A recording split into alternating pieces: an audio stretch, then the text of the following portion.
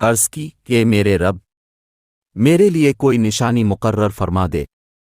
اللہ نے فرمایا، تیری نشانی یہ ہے کہ تم 3 دن تک لوگوں سے صرف اشارہ سے بات چیت کر سکو گے، اور اپنے رب کو کثرت سے یاد کرو اور صبح و شام اس کی تسبیح کرتے رہو۔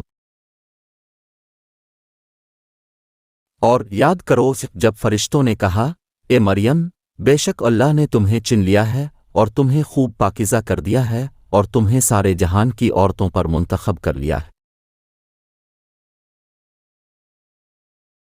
اے مریم، اپنے رب کی فرمانبرداری کرو اور اس کی بارگاہ میں سجدہ کرو اور رکوع والوں کے ساتھ رکوع کرو۔